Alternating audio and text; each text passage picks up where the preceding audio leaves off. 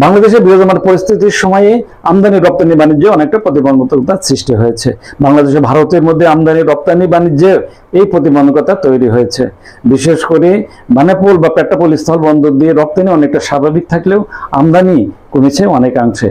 যেখানে প্রতি বছর লক্ষাধিক চ্যাসিস আমদানি হতো ভারত থেকে বাংলাদেশে, সেখানে বছরে 5 থেকে 600 চ্যাসিস আমদানি হচ্ছে বলে জানিয়েছেন বন্দর সংশ্লিষ্টরা। ফলে রাজস্ব হারাচ্ছে বাংলাদেশ, বিভিন্ন সংখ্যায় ভুগছেন আমদানি রপ্তানির সাথে সংশ্লিষ্টরা। এসব বিষয়ে বিস্তারিত দেখুন ভয়েস অফ ক্যালকাটায়। চলুন আলোকচিত্র দেখে আসি, শুনে আসি বিস্তারিত।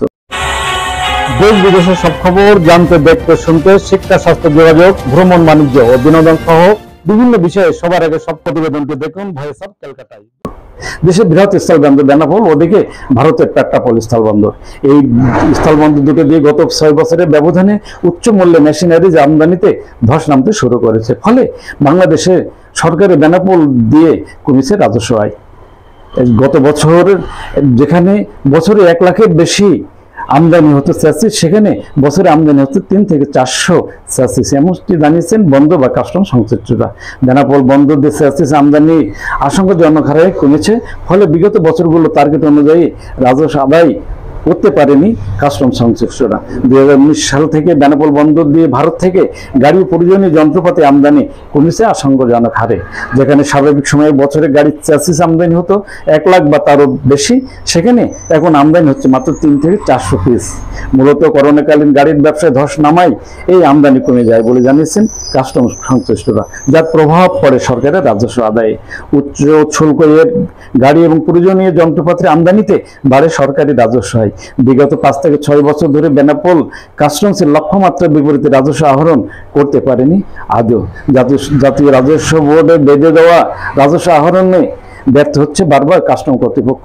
সে কারণে উচ্চ মূল্যের চ্যাসিস আমদানিতে ধস নামাই দায়ী করছেন কাস্টম বা বন্দর সংশ্লিষ্টরা। বেনাপোল কাস্টম সংশ্লিষ্ট সূত্রে জানিয়েছে, যেখানে গত 5 বছরে বেনাপোল বন্দরে গাড়ির চ্যাসিস আমদানি হয়েছে মাত্র 1528টি। এর মধ্যে 2020 সালে আমদানি হয় 351টি, 2021 সালে আমদানি হয় 271টি এবং 2022 সালে আমদানি হয় 248টি এবং 2023 সালে আমদানি করা হয় 298টি এবং 2024 সালে 270টি এবং 2025 সালে জুলাই থেকে মার্চ পর্যন্ত মাত্র আমদানি হয়েছে 90টি গাড়ির চ্যাসিস। অথচ এর আগে 2016 সালে চ্যাসিস আমদানি হয়েছিল 79,714 পিস এবং 17 সালে 91,841 পিস। 2019 সালে 52,320 পিস চ্যাসিস আমদানি হয়েছিল।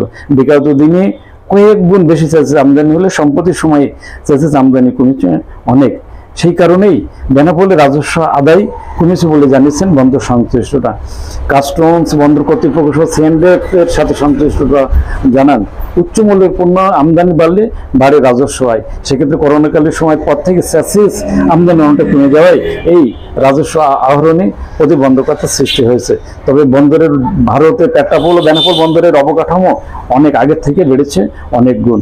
আগামীতে আমদানি রপ্তানি বৃদ্ধি সহ রাজস্ব প্রবৃদ্ধিরও আশা করেন বন্দর ও কাস্টমসের সাথে সংশ্লিষ্টরা। তবে সিএনডিএফ নেতারা জানেন, বেনাপোল বা পেট্রাপোল বন্দরের আরও জায়গা সম্প্রসারণ সহ আধুনিক মানের শেডইয়ার্ড নির্মাণের প্রয়োজন।